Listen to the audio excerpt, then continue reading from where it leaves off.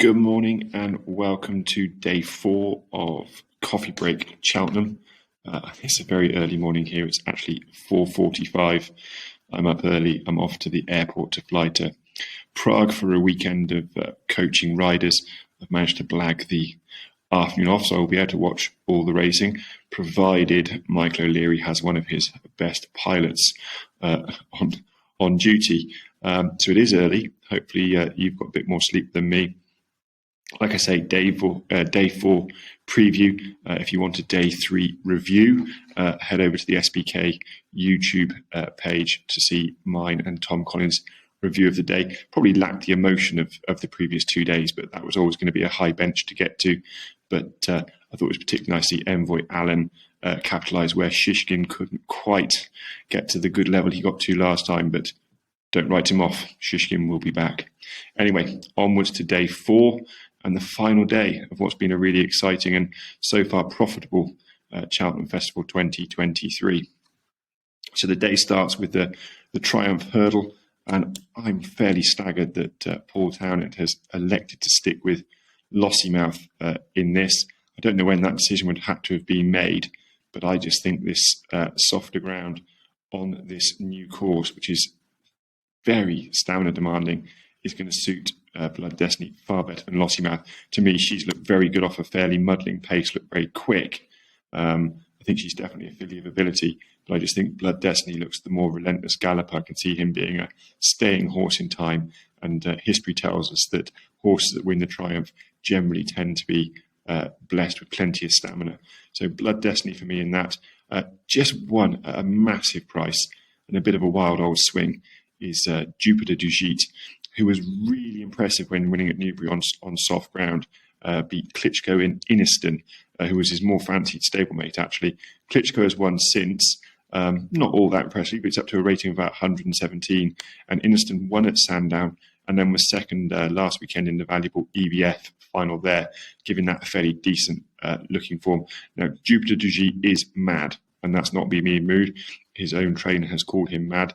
He'll need to settle, but I think he's got a big engine, and I think he'll like this ground. He was pretty disappointing last time, but that was on better ground, and he just didn't jump, and he pulled, and he was made a right old mess of it, really. But at a decent price, if you're looking for one to go against Willie Mullins, and he could well have the first 4, 5, 6 home in this, then maybe Jupiter Dugit is that one.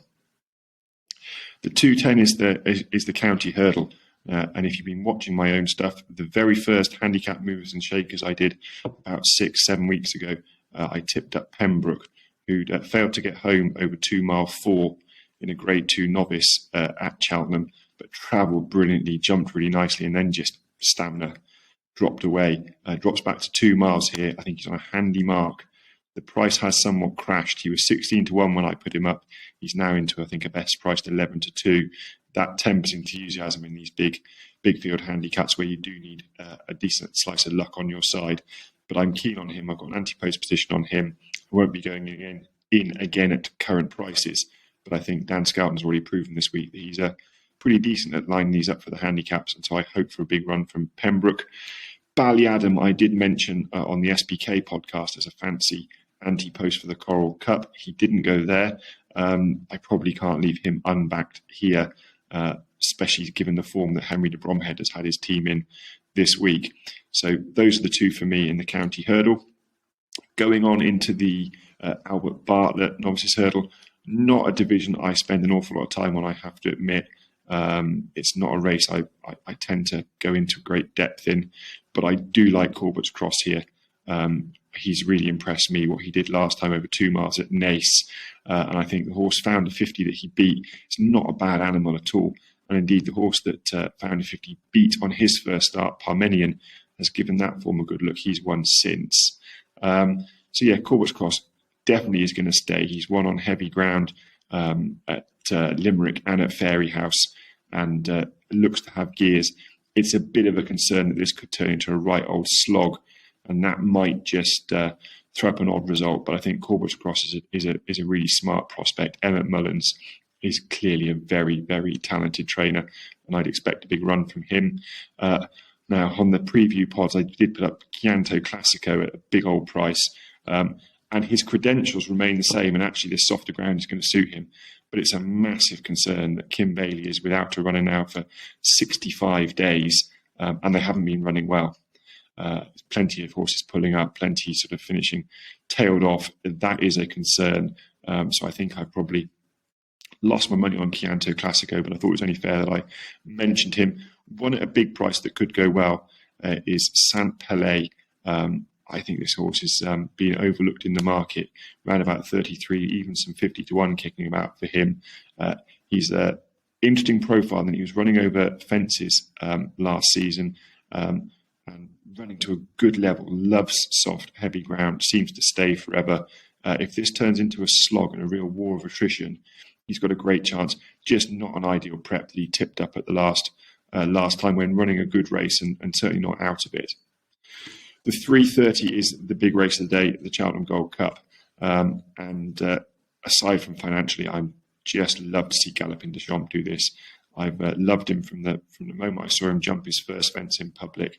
My sort of horse. I think I've done a great job nurturing him through and getting him to relax, because he was pretty much a tearaway in the early stage over fences.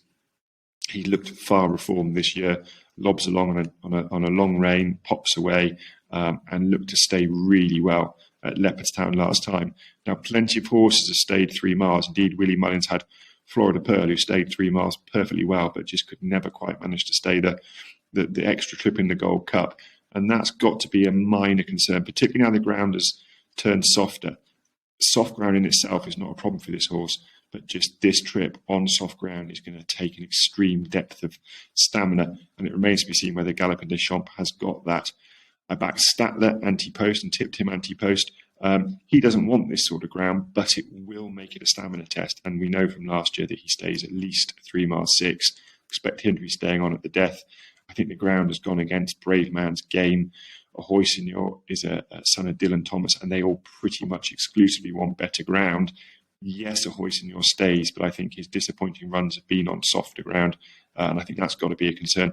For all that this track will suit him far better than the Brown Advisory that he was second in last year on the old course, which is a sharper track. This new track will suit him better, but I just think the ground has gone for him.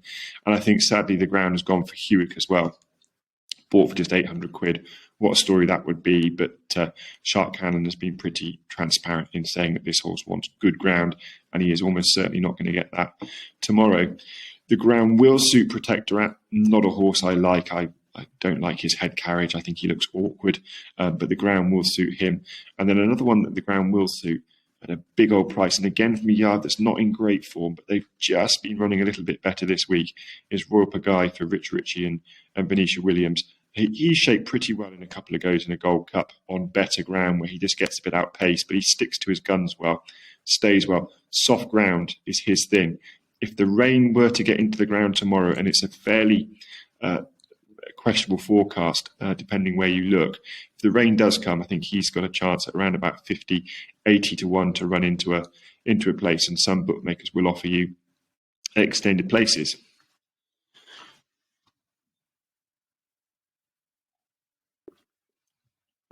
The 410 is the Hunter Chase, and I'm a bit disappointed. I thought I'd found one here at an anti-post price in Dandy Dan, but he certainly needs good ground, and he's probably not going to get that. So it's another one off the anti-post list. One of the risks of anti-post betting is you need to be a meteorologist as well. And I think the ground has gone against Dandy Dan. Talented horse, be well trained by James Bourne, and they've booked James King as a good jockey, but yeah, I think good ground sees him to best effect, and he's not going to get that tomorrow. Premier Magic, on the other hand, trained and ridden by Bradley Gibbs, who's a very talented point-to-point jockey. He got no luck at all in running last year, got hampered at an early stage and was always on the back foot. He's far better than that run, and he has form that ties him in around Vorselay, and on soft ground, which he'll like. I think this horse stays exceptionally well. Around about 16, 20 to 1, I could see him hitting the frame and staying well.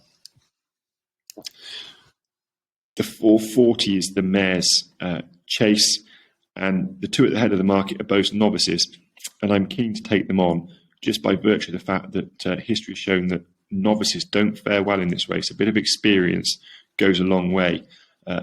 Ellie May is here in first-time blinkers. She won this race last year. She's run poorly since and has looked disinterested, quite truthfully.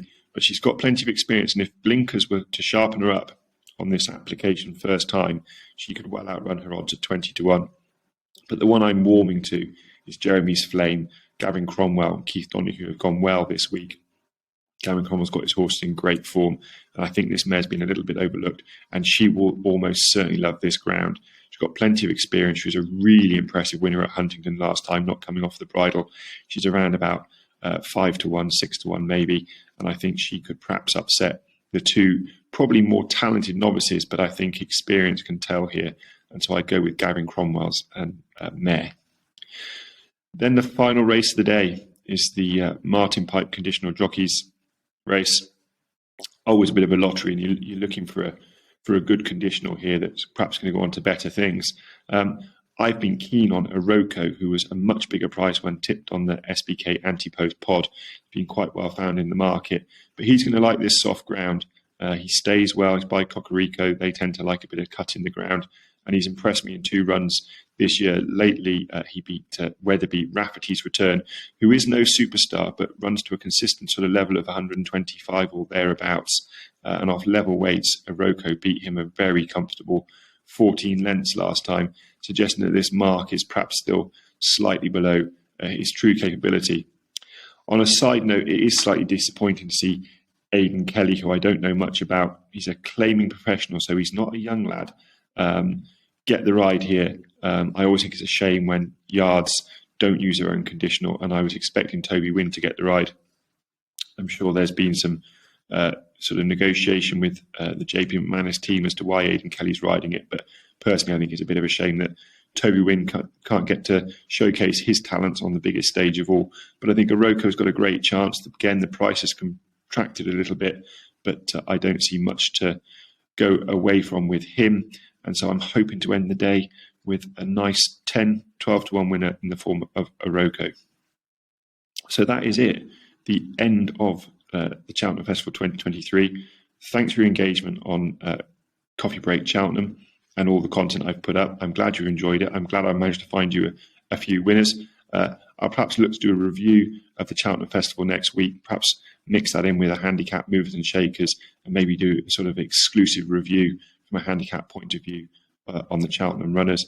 And then I'll be back most likely for the Aintree Festival, and perhaps we'll do Aintree Coffee Break, see how we go with that. And I've also got another piece coming up in jumping a young horse and teaching them to jump and what makes a good jumper. So be sure to subscribe, be lucky, and I'll see you soon.